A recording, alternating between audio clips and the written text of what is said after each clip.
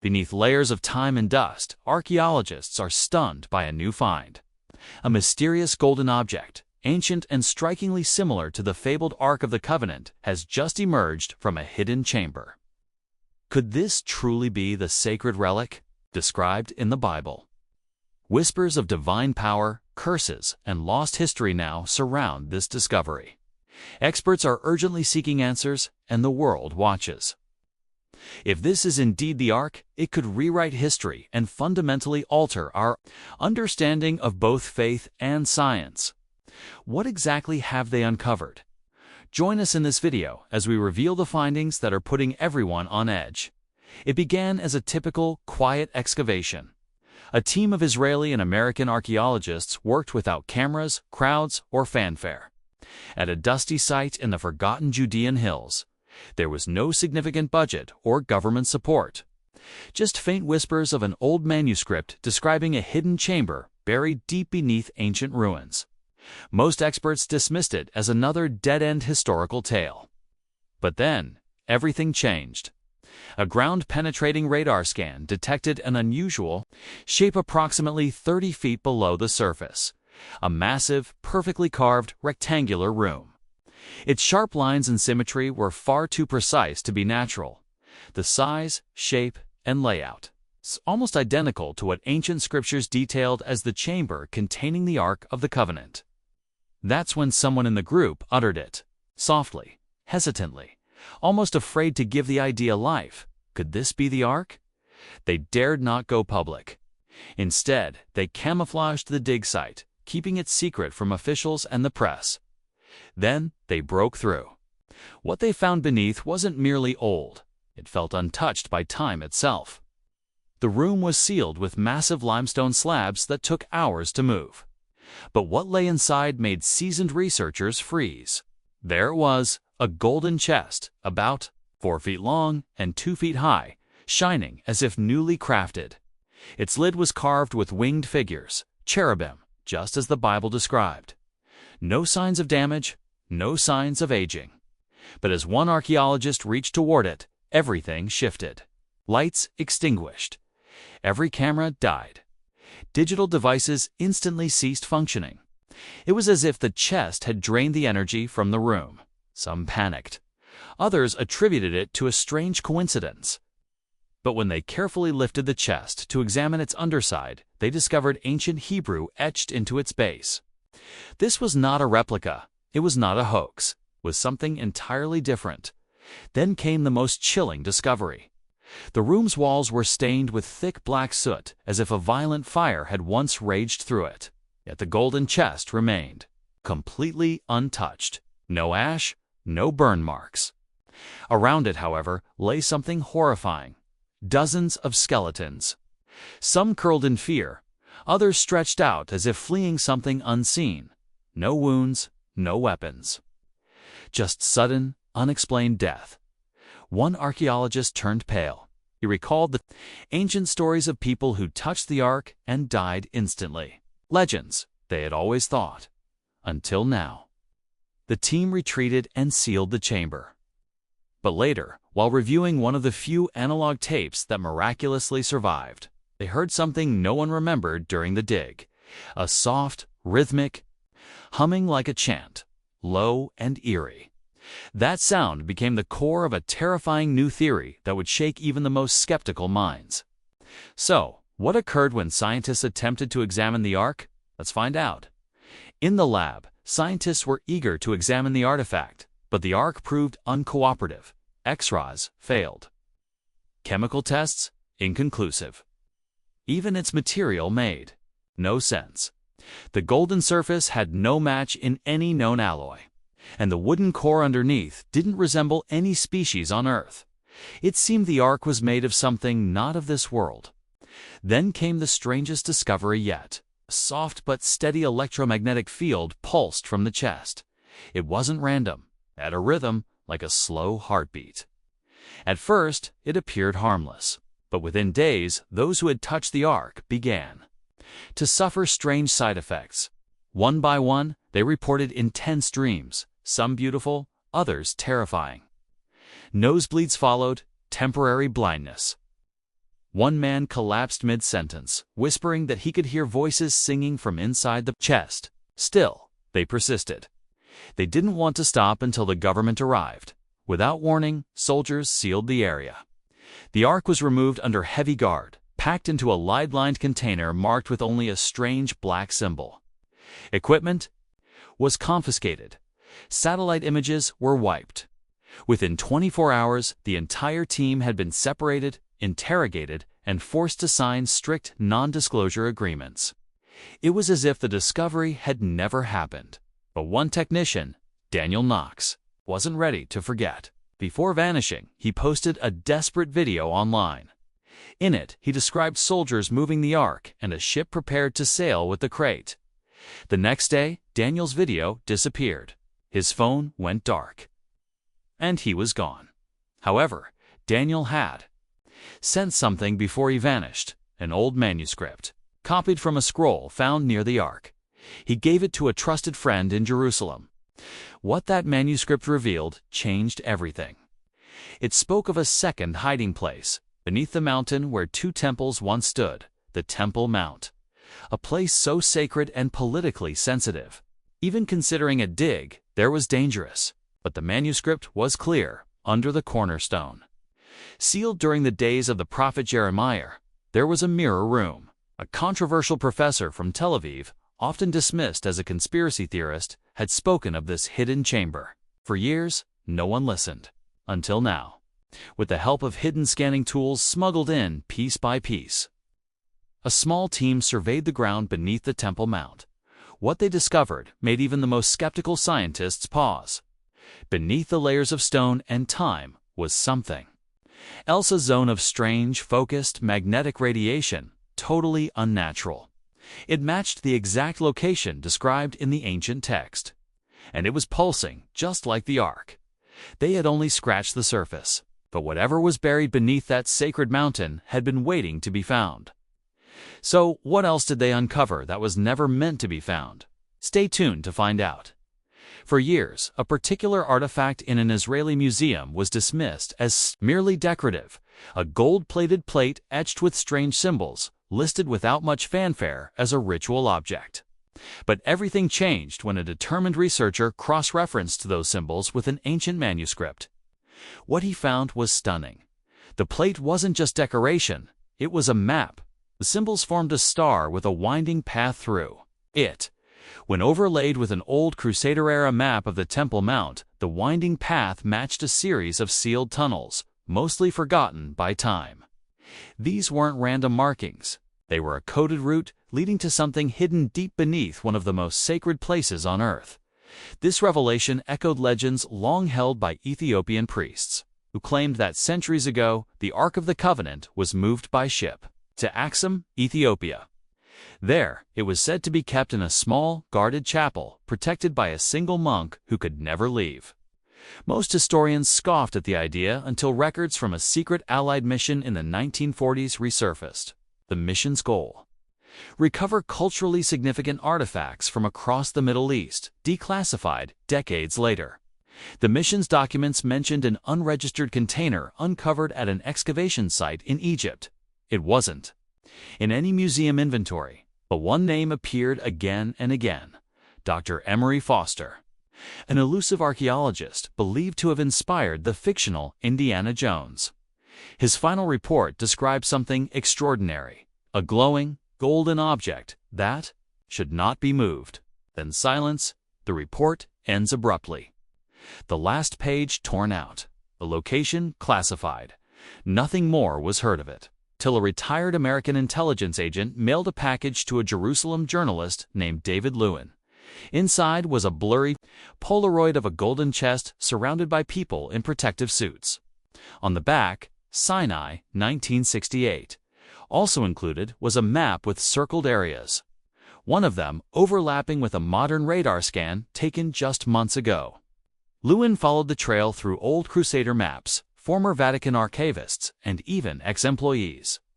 At Masada, the deeper he dug, the stranger the story became.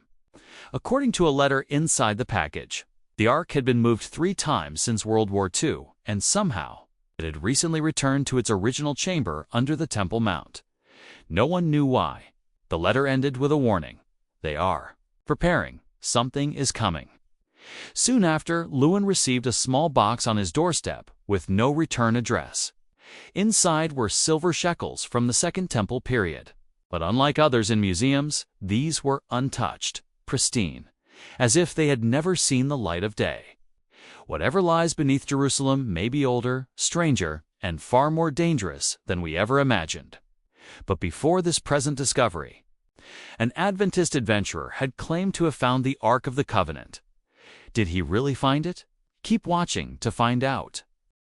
For centuries, believers worldwide have wondered, where is the Ark of the Covenant now? Said to hold the original 10 Commandments, the very stone tablets given to Moses.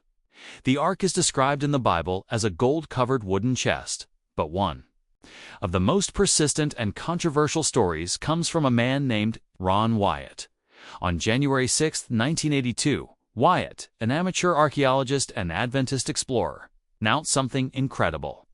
He said he had found the Ark, not just rumors or traces, but the actual chest itself, buried beneath the old city of Jerusalem, and not just anywhere.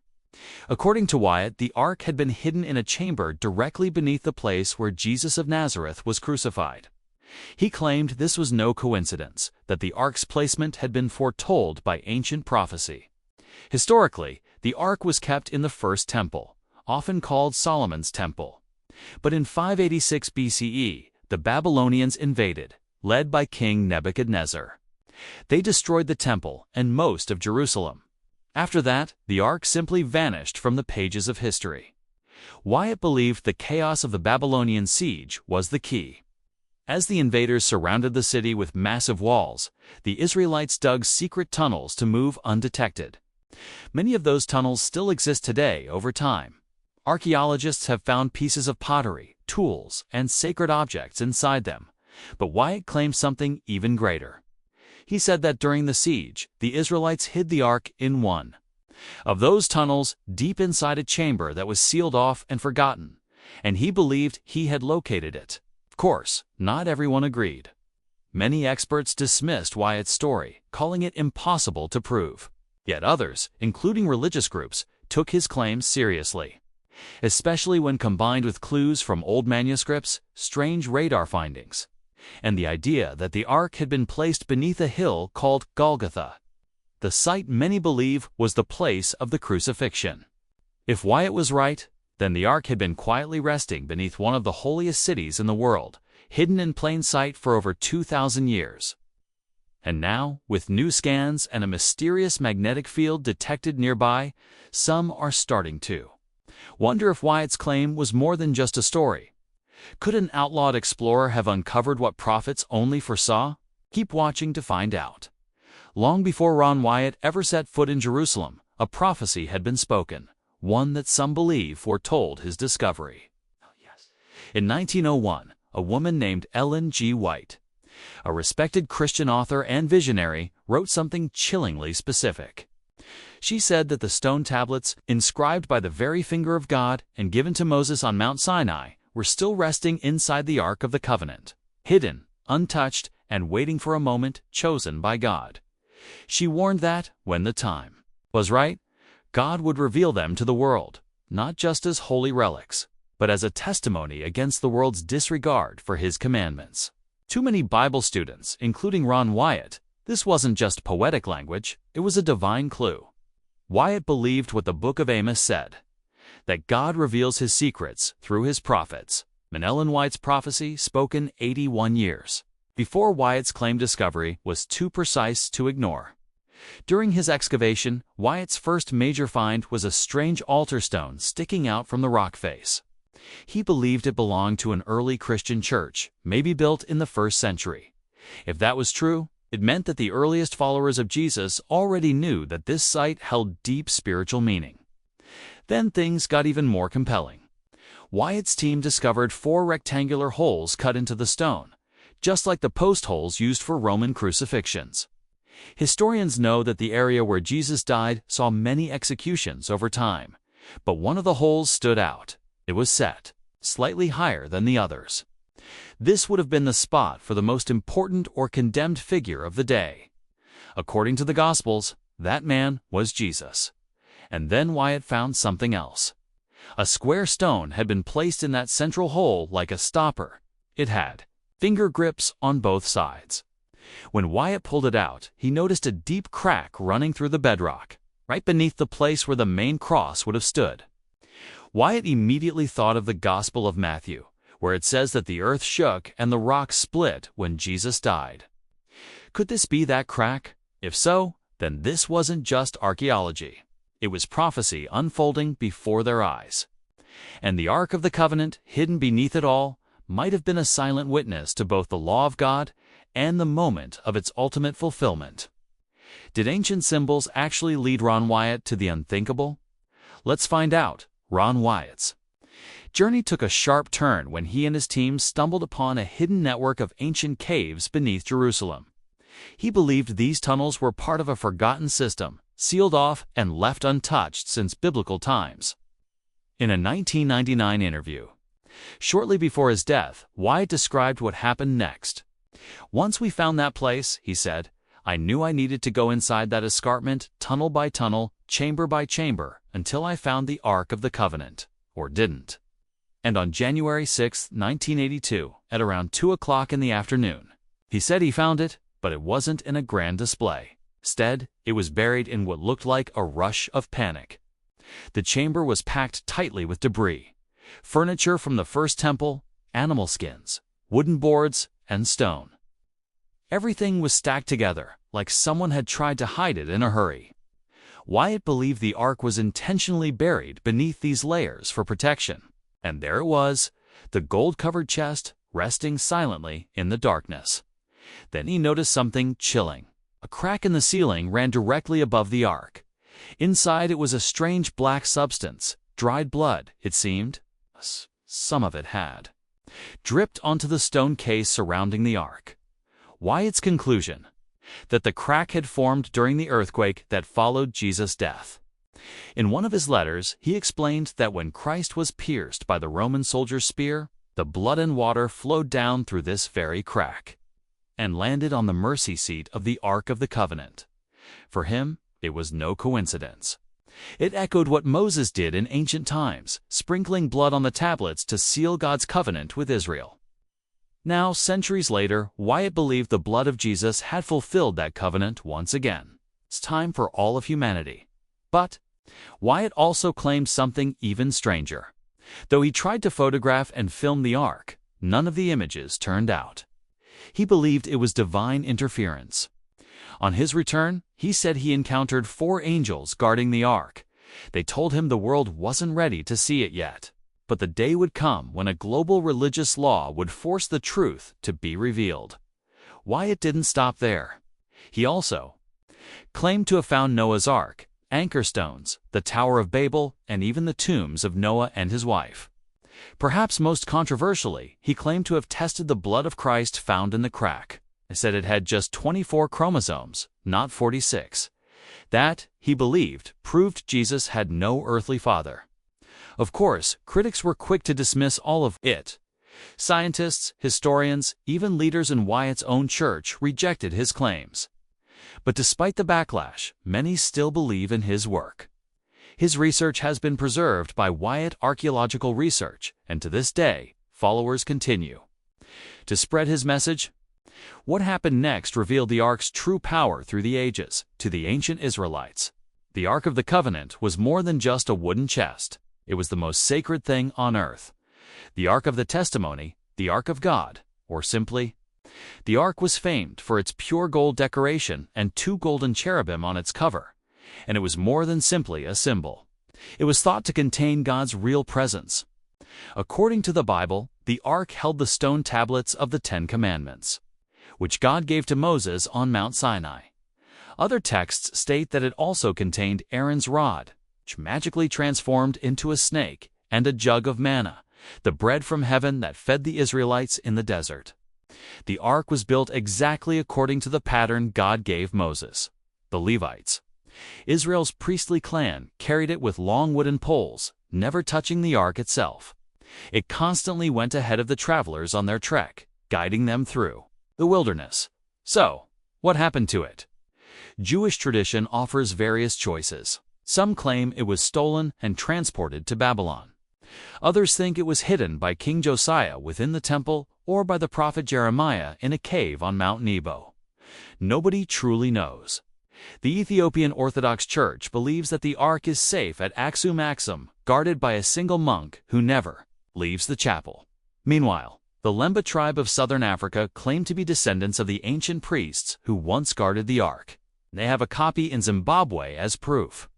According to other legends, the Ark was transferred to Rome, Ireland, or even buried in an unknown location to prevent it from slipping into enemy hands. While no one has been able to authenticate any of these claims, the Ark's mystery continues to inspire faith, discussion, and imagination all around the world. It has appeared in everything from religious doctrines and holy scriptures to blockbuster films like Raiders of the Lost Ark, where it is portrayed as a source of power, divine judgment, and mystery. To Christians, the Ark represents Christ's function as the ultimate mercy seat. In Islam, it is stated in the Quran. Even the Bahá'í faith regards it with spiritual veneration. Despite all the symbolism and hallowed history, one question remains. Where is it now? Has it truly been found? Archaeologists and Bible experts are still looking for evidence, not only to find the Ark's final resting place, but also to comprehend why its story was so important to ancient believers. Some analysts believe the design was inspired by Egyptian or Bedouin customs. Others believe the Ark's function was always spiritual, allowing mankind to feel closer to the divine. Could a glittering relic near the temple point to the Ark's trail? Keep watching to find out. In the heart of ancient Jerusalem, where the Ark of the Covenant was once believed to rest, a surprising discovery has stunned archaeologists. An ancient gold ring, buried for over 2,000 years, has just been unearthed.